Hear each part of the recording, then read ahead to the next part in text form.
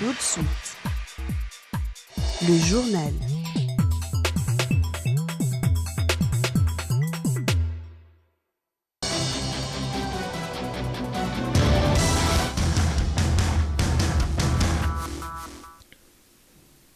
Bienvenue mesdames et messieurs à cette édition du journal sur votre chaîne Nyota Télévision. On retient à la une le pont Kasungami qui relie les deux communes, à savoir la commune annexe et la commune Katouba qui est toujours inachevée depuis 2015. Cette infrastructure de grand intérêt continue à faire sujet d'inquiétude pour la population de Kasungami et Don Bosco qui lance un cri d'alarme aux décideurs. Et au cours de ce journal, nous nous rendrons à plus de 150 km de Lubumbashi, plus précisément au village Kassomeno. Les élèves de ce coin sont obligés de parcourir des longues distances pour se rendre à l'école. C'est l'essentiel de cette édition du journal. Merci de nous rejoindre pour vous informer. Tout d'abord, la situation épidémiologique. Retenez, 69 nouveaux cas de Covid-19 ont été confirmés en République démocratique du Congo, dont 24 au Nord Kivu, 20 à Kinshasa, 16 au Lualaba et 9 dans le Haut-Katanga, selon le bulletin du comité multisectoriel de la riposte à la pandémie de Covid-19 dans le pays. 69 nouvelles personnes ont été déclarées guéries. Aucun nouveau cas de décès à signaler pour la même journée du 24 mars 2021 et depuis le début de la pandémie déclaré le 10 mars 2020, le cumul des cas est de 27 729 cas, dont 25 355 personnes guéries et 726 décès pour la République démocratique du Congo. Les difficultés d'accès pour les médias aux sources publiques d'information au cœur d'un forum organisé ce 25 mars 2021 par le Centre d'échange pour des réformes juridiques et le réseau des médias associatifs et communautaires ont pris part à ces assises qui ont eu lieu au centre Aroupé. Les journalistes de Lubumbashi, les représentants des députés provinciaux, les membres de la société civile, les étudiants et autres. On en parle avec Diane Kassongonyota. Les journalistes, acteurs principaux dans la diffusion des informations, étaient les plus nombreux à ce forum sur la liberté d'informer par les médias à l'épreuve des difficultés d'accès aux sources publiques d'information. L'objectif est celui de faire savoir aux décideurs de tous les secteurs valablement représentés à cette rencontre sur les contraintes des médias à accéder aux sources tant politiques, administratives et légales d'information. Dans son exposé, le chef des travaux Maurice Kitoko a rappelé aux médias leur rôle dans la société tout en faisant savoir les causes et incidences sur les travaux du journaliste en cas de non-accès aux sources d'information. Les portes leur sont fermées. Ils peuvent tout faire, vous trouvez, on refuse de donner les informations. Donc on s'est rendu compte qu'il y a certains, c'est la peur de perdre leur boulot. D'autres, c'est question d'entretenir le flou. Quand le journaliste n'a pas accès aux sources d'information, est-ce qu'on peut encore l'appeler journaliste? Parce qu'il est journaliste parce qu'il a des sources d'information. Ce sont ces sources-là qui lui donnent l'information. Aujourd'hui, plusieurs aspects constituent un blocage à l'accès aux sources d'information. L'absence d'une loi spécifique à ces droits en est le principal et l'intervention de Maître Charles Mouchizi, directeur du Centre d'échange pour les réformes juridiques, a permis à l'assistance de s'imprégner des pistes et de l'état actuel du processus de la réforme. Tout citoyen a droit à l'information, mais il y a aussi le comportement habituel de l'administration qui, devant la hiérarchie, les membres de l'administration publique ont souvent tendance à avoir peur de la hiérarchie et donc de ne pas lâcher l'information sans autorisation de la hiérarchie. Évidemment, cela peut participer plutôt d'une méconnaissance de l'importance du droit d'accès à l'information qui fait que l'autorité publique ne maîtrise pas l'importance de ce droit ni sa portée, ni particulièrement son caractère et son apport dans le développement des États modernes. Le journaliste, qui est exhorté à travers ce forum à la production des contenus fiables et constructifs pour sa notoriété et celle de son média, doit également travailler et être mobilisé pour doter la République démocratique du Congo des textes pour la promotion du droit à l'information. C'est par un échange entre ces nombreux participants qu'a pris fin ce forum organisé au centre Aropé par le Centre d'échange pour les réformes juridiques et institutionnelles et les réseaux des médias associatifs et communautaires. Et puis une grande partie de l'avenue des cimetières de la commune Campimba est à ce jour transformée en dépotoir public. Sur cette route, on y trouve des déchets ménagers déjà en décomposition, chose qui constitue une crainte pour certains habitants de contracter différentes maladies. Et les responsables des maisons environnantes seraient auteurs de ces dépotoirs grandissant en pleine avenue. Mervin Congolo, Michel Olela était sur cette avenue et nous propose ce reportage. C'est en pleine avenue des cimetières que sont jetés ces déchets ménagers. Ces immondices, déjà en état de décomposition, dégagent une odeur nauséabonde, gênant aussi la circulation à cet endroit. Jean Siwabo, tenancier d'une boutique sur cette route, regrette du fait que même des cotisations sont faites pour l'évacuation de ces immondices, mais rien de pratique n'est toujours fait. Zamani tunaanza kuya kila jeudi tunazolesha buchafu. Mais siku ile njimu lichumuka hapa. A partir ya ile temps bantu bote ba mkache banaanza kutupa buchafu hapa. Kila mwezi tunaripa mamikanda leta tukunaiuza kubei hapa tusaidia hata kitu kimoja. Mwenji kiene be unatufuata hapa ma 8000 inakuwa mnivo ya leta ana tena mnivo yetu shie ba petit commerçant zolesha buchafu. Ndio kama mimi nazolesha hapa kesho wanaweza kurudisha tena. China na uwezo wa kubamba muntu. Cette route est un passage obligé pour les habitants du camp Vangou. La peur pour certains parents est celle de contracter différentes maladies, surtout au passage à cet endroit.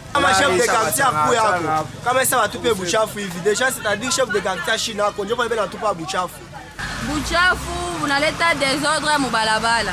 Ini principal balabala munene. Ni fashi bako batoto beko nacheza, malaria, corona papa ifashi. Bantu banatoka mu makamvangu banakuwa kutupa buchafu paka hapa. Leo inakuwa batu baka banatupa, batu basite banatupa buchafu. Muangalie hivi buchafu ni kufa kwa batu. Buchafu munaleta sana bongongo inakuwa yote ndio kutupa buchafu hapa na buchiku. Banatupa ni buchiku mchana abatupe. Sisi tunasema parce que chef de quartier doit tangaria a signaler gouvernement et quoi tumike kazi yake. Selon d'autres habitants du coin, cet état d'immondice s'agrandit à chaque jour qui passe. Les occupants des maisons environnantes en seraient responsables. D'après eux, le mieux à faire est de sensibiliser cette population à l'assainissement de leur milieu d'habitation. Je l'ai annoncé en début de ce journal, le pont Kasungami, situé dans la commune annexe, se rallie à la commune de Katouba par le pont portant le même nom. Depuis le lancement des travaux en 2015, cette infrastructure de grand intérêt n'a jamais été achevée. Selon la population, à chaque tombée de forte pluie, il est difficile d'effectuer des déplacements à ce niveau du pont. Le constat porte la signature de Gaylor Chamba.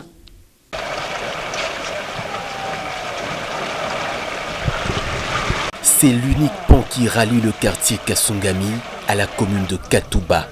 Vu son état, ces ponts devaient être construits depuis 2015, mais depuis les lancements de travaux, tous les matériaux nécessaires seraient emportés par les clandestins. Kama pont inashuka, bantu shibote bananya mumai.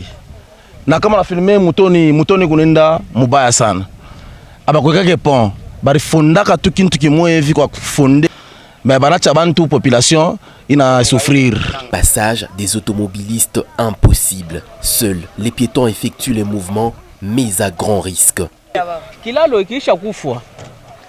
Inapendeza batengeneze kilalo hiki batoto banaweza kuangukia au mjuu kilalo kiote kisha kukachi. Ndio tuko tu bezwe na kilalo bekitengeneze na miotoka yanze kupita hapa, ma moto yanze kupita hapa. Aux heures du soir, une barrière s'érigerait à cet endroit. Laquelle barrière serait contrôlée par les hommes en uniforme sans motif valable selon la même population. atuishi bien. Nezu kama unakuwa magharibi mtu ashotoka mkasha shochoka. Mais basoda wanafika hapa wanaanza mtrakase kumnyang'anya makuta yote, matelefone, manini, au juste atubishi bien. Atuyue tunalipaka pa makuta 500 francs. Kama una hata na 500 francs utapita ba komando ni kukufuye matelefone na bantu bako na beba. C'est que kama una na makuta ya café, tu tutabaripa ya café ou bien le gouvernement. Situé dans la commune annexe, le quartier Kasungami regorge de plus en plus un nombre important d'habitants. La construction de ces ponts facilitera sans doute la circulation des personnes, déclare une certaine opinion. Et au village Kasomeno, situé à plus de 150 km de Lubumbashi, les élèves du primaire sont obligés de parcourir des longues distances pour se rendre à l'école. Par manque de moyens de transport, enseignants et élèves arrivent autour de 8 heures et parfois ils sont absents en cas de forte pluie. Sans porte et couverte d'une toiture en chaume, cette école est pourtant l'une des rares grandes écoles du village Kasomeno. Il est presque 8 heures, aucun enseignant n'est présent dans l'établissement scolaire. Selon cette dame qui vit juste à côté de l'école, c'est devenu presque une habitude. Les cours débutent toujours en retard.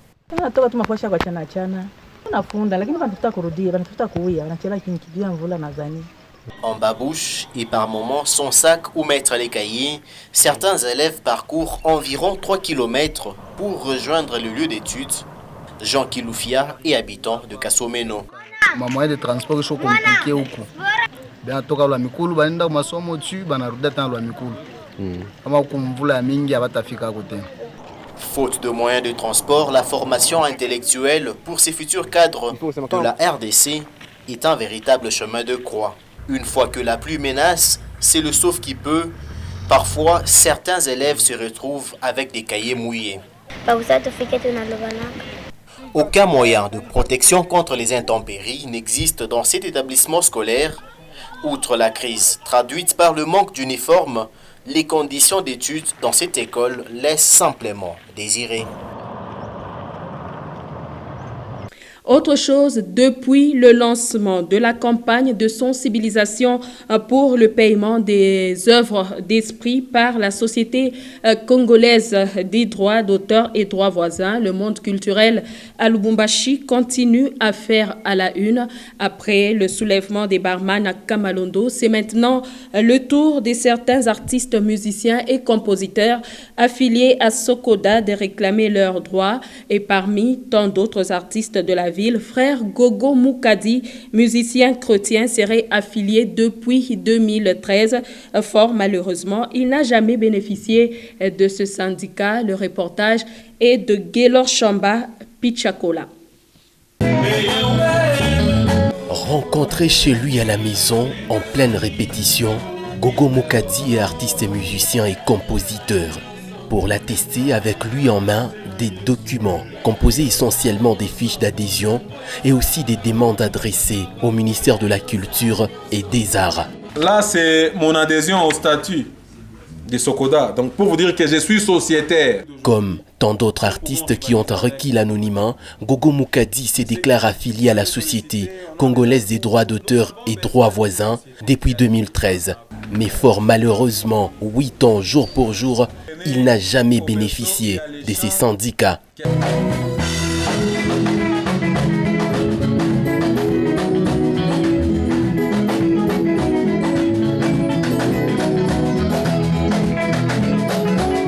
Pour lui, il est temps de remettre la pendule à l'heure. Et l'argent qu'il gagne, on ne sait pas, on amène ça où?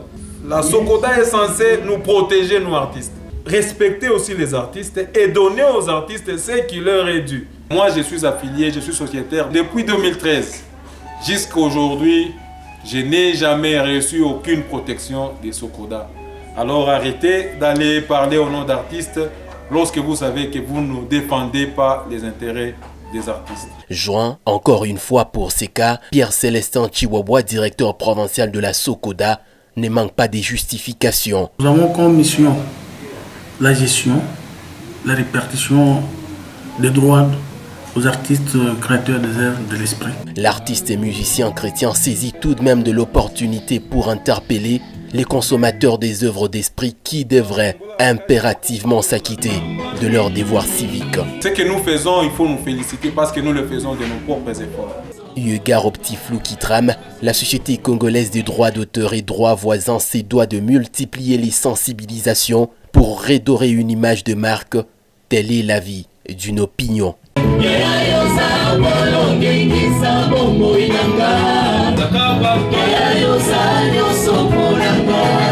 Autre chose, après Kinshasa, Shoprite est désormais implanté à Lubumbashi. Ce supermarché a ouvert officiellement ses portes ce jeudi 25 mars 2021 au croisement des avenues Mounoua et Kiambi. Nous sommes dans la commune annexe.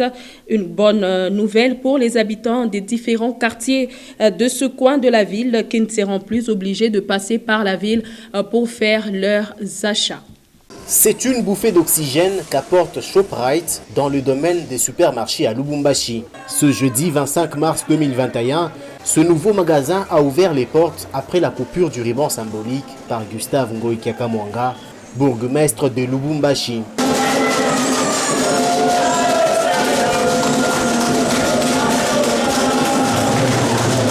Situé à l'angle des avenues Mounoua et Kiambi, au quartier Golf, Shoprite offre déjà plusieurs articles à un prix très abordable, indique Paulin Milambo, l'administratif. On a commencé à Kinshasa, mais comme nous sommes katangais, on devait aussi avoir Shoprite ici. C'est pourquoi nous avons amené Shoprite. C'est l'eau presse comme vous l'entendez, les prix sont trop bas, vous allez manger le pain, les histoires à moins cher. Occasion pour Gustave Ngoï d'encourager les investisseurs pour ce geste qui permet de lutter contre le chômage dans le Haut-Katanga. Peut-être, je n'ai pas de preuves, peut-être au moins vous avez payé à moins cher. Ça c'est mon fils, on l'a tout la fois chi. Shoprite, une solution pour plus d'un louchois, indique leur devise. À prix bas, la confiance toujours. Quand j'ai été en Zambie, alors je voudrais voir vraiment quand même pas moins que ça. Nous sommes vraiment dans la joie parce que Shoprite est menable. Tunashikia furaha sana. Tunashukuru ni vitu wetu wanaona kambari. Lakini Shoprite na kwa mwetu shi tunashikia paka mzuri. Wanatupata mikuru kwenda mvile. Lors de cette cérémonie d'inauguration, les 500 premiers clients ont tous reçu un cadeau de la part des responsables de Shoprite. La promotion de ce nouveau magasin ira jusqu'au 5 avril 2021. Et il n'est plus question de perdre le temps. Voilà les mots de l'honorable Mwachaseme Kungwa Thérèse, coordinatrice de l'ONG Sainte-Thérèse de l'Enfant Jésus, qui s'est assigné un objectif précis et clair. C'est lui qui d'effectuer une tournée dans les paroisses de sa circonscription électorale à la paroisse Saint-Grégoire-le-Grand, tout comme à Saint-Augustin. L'élu du Haut-Katanga a remis un lot important aux femmes qui ont prononcé les mots rares et forts à son endroit. Suivez ce reportage. Mwachaseme Kungwa Thérèse, c'est encore et toujours elle la coordonnatrice de l'ONG Sainte-Thérèse de l'Enfant Jésus. En pleine activité du mois de mars consacrée totalement aux droits des femmes, cet élu du Haut-Katanga a effectué une tournée dans différentes paroisses de son doyenné. Niko mama catholique wa Saint-Grégoire le Grand. Aba mama catholique beko hapa ni bonjo walitutuma tondo katumike kazi. Maombi yabo, effort yabo ndio lifanishisha leo. Mimi nasema kila mtu ole apite fashi nyingine, mimi najambele kwetu. Saint-Grégoire le Grand, c'est sa paroisse mère. Ici, elle a vêtu les mamans catholiques de Pagne au motif des Pâques. Mungu amongezee imani ya nguvu, endelee nayo asiregee. Mungu amoteshe ile nywele ya mweupe. Mama natufuika, mama honorable, Mungu amupa mabaraka na mabaraka ya mingi. Mungu ambariki sana mama Thérèse, amushindie, amuwezeshe. Tout C'est un petit geste mais significatif pour les femmes de sa famille chrétienne. Mina furahi sana kuona mama Therese Matacheme honorable anakumbuka ko source kwenye kula na zaka prière kuba mama catholique yango mwinda moye mama pelisi ya bandeli na paroisse Saint-Grégoire bisika nyonso kokende mwinda wana ezala partout na kati ya bamama na mokili na biso ya moya lelo. Les second cap, c'est la paroisse Saint-Augustin au quartier Caravia. Au cours de cette célébration eucharistique, Thérèse Mwachase Mekungwa a eu la bénédiction du père curé.